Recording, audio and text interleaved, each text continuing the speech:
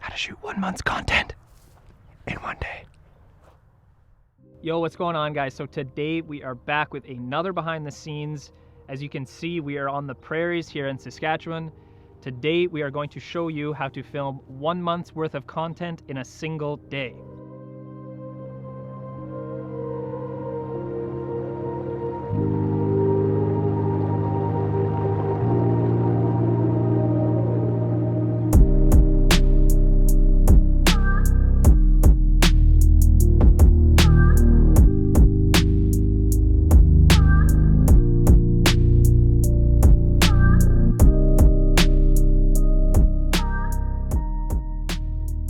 So we're gonna kick this off by shooting some interview content. So our setup for today is the Lumix S1 with a variable ND filter, tripod, metal newer C stand, and we have a Rode NTG3 mic hooked up here that we're booming over our subject to capture really high quality audio. Now for the Rode NTG3, you have to hook it up to an external recorder. So we have a Zoom H4 recorder hooked up to the Rode NTG3. And as you can see, we're gonna give a little clap.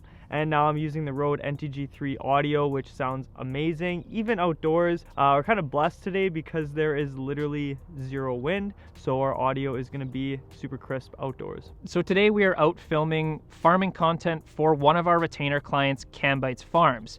The goal of this video is to show you guys how to maximize your time on set to make your retainer clients more profitable. One thing that we learned in our first year is that the retainer clients were actually eating up a lot more time, and it was driving our profit margins down on our videos. So by doing what we're doing today, you can make your retainer clients more profitable. By bulk shooting your content, it opens up more time in your month for one-off projects that might have a higher price point on them. So before we get into shooting, I'm gonna go through something that's actually super important, especially when you're filming 1 month of content in 1 day, is the pre-production. So going through your checklist, your gear checklist. So I have a printed out gear checklist at the office, and especially for the full day shoots, the night before I actually prep all the gear. I lay it down on the ground at the office and I just triple check that I have everything. I triple check our SD cards are good to go, our batteries are good to go and nice and charged up. Shout out to CFW production. I know you've been wanting to see our unloading process for all of our gear and stuff. We've kind of sort of unloaded everything, but honestly, man, it's literally just tossing everything into Kyle's truck bed. I mean, we have a lot of gear. Like in here, I pack all of our ND filters, audio gear, and then right here I have our lenses that we're using. So we have a 35mm, 24-70 wide angle, and our 35mm prime, as well as the 35mm that Matt's using for the BTS right now. And SD cards and batteries are all in this hard case right here. We got my Atomos Shogun monitor in there, and then we have camera bodies in here, obviously the Ronin, we have C-stands, tripods, Aperture 300D, and the Ronin M, and then I bring a smaller backpack as well, just one that slings over your shoulder, literally just to put camera chargers. So if we do run out of battery for whatever reason, shooting on a full day video shoot, I at least have like the GH5 chargers, I have the S1 charger, GoPro charger with an external power bank, as well as the R6 charger. So this is kind of our process for making sure that, you know, we just don't forget anything, especially when we're coming like 40 minutes outside of town. There's no going back once we're out here. So yeah, that's the whole process, and we're about to get into filming the first scenes right now.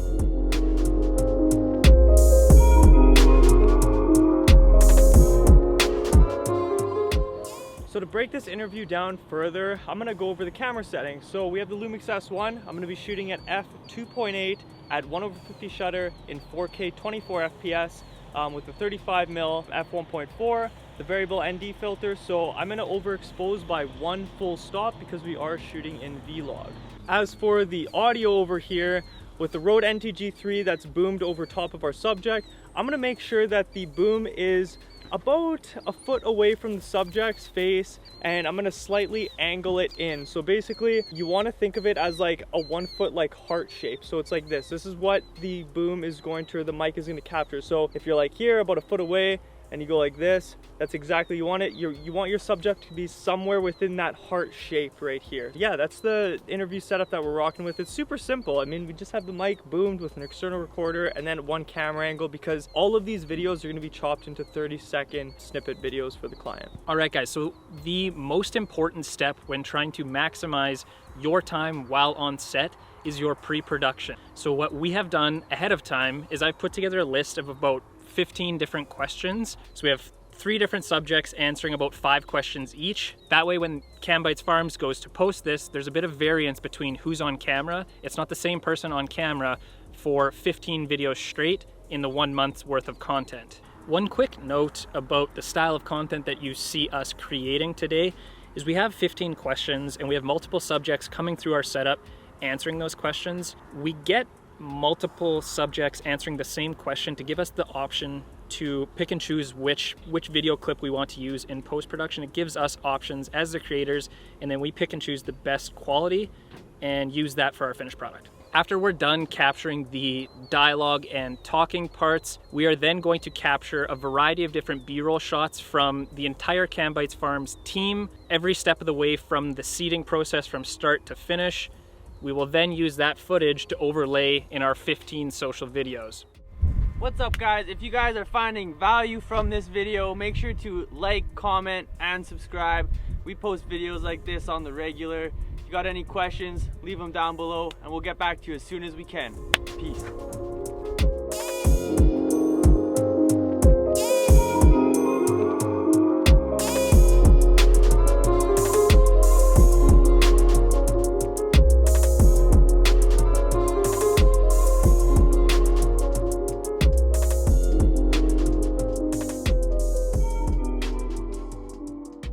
Alright guys, so we are currently in the back of Kyle's truck, and what we are doing is me and Steenie are getting shots of the cedar, which is way down there. Pretty much just getting shots of it driving by, getting close-up shots. Steenie had the 70-200 on the Lumix S1, and he was shooting a bunch of slow motion B-roll, just stuff that we're gonna put over top of these interviews.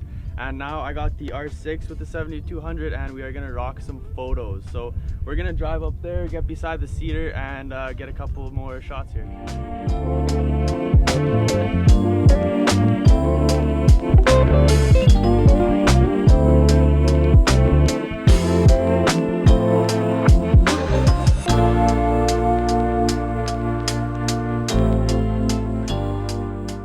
So it's now time to capture some aerial footage of these machines. As you can see, I've got the DJI FPV goggles set up. This is a new toy that we've purchased. It's going to take our aerial footage to the next level. One thing to mention, if you are shooting footage of farming equipment, using a drone is going to be your best friend. It really shows the magnitude and size of these machines when you are using a drone.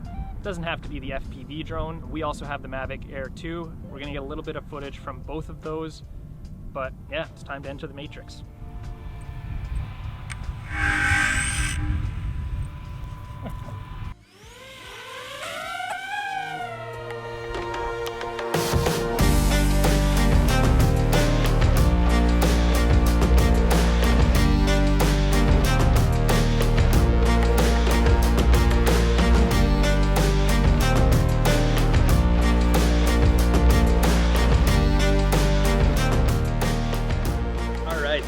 Spent, I would say, probably 4 hours filming. The goal with the B-roll was literally just capture as much as we could, whether that was on the ground with the Lumix, with the multiple different drones we were flying, and at the same time we were also capturing photos. Most DSLR cameras have the ability to flip between photo and video modes seamlessly. It's very easy for you as the creative to over-deliver on content by just flipping into photo mode, capturing photos while you're already capturing the video, and it just looks good on you as the creator. Yeah, I think it went pretty damn smooth though. It did, yeah. I mean, we captured pretty well everything. We had the drone shots, we had the slow motion shots, the 24 FPS, the BTS vlog. So like, it was a really productive day today filming here at Kambeitz Farms. A tip I want to give you guys when you are doing social media content like this is to work closely with the client in the pre-production stages. We don't know shit about farming, but they do. That's their expertise. So we worked side by side with them on that to come up with 15 value-packed questions that really are going to be what drive the information series about seeding here in farming in Saskatchewan. All right guys, so that's all for today. Thank you everyone for watching. Make sure to like, comment, and subscribe for more filmmaking tips, tricks, behind the scenes, vlogs, and more. Catch you guys on the next video. Peace. You know, we farm in a fairly diverse area here from rainfall tallies, but for us, you know, I think our historical average is in that 9.75 inches, maybe touches on 10 inches on the 30-year average. If we could pick perfect rains, I think we'd ask for about an inch every 10 to 14 days throughout the growing season. Ultimately, we like to see a nice rain in April before seeding starts to liven up the soil and get some of the weeds growing. May, you know, mid-May or late May is always nice, kind of a mid-seeding break or right after seeding to get good emergence. And then some timely rains through June and early July to get us through to maturity, which usually occurs in August.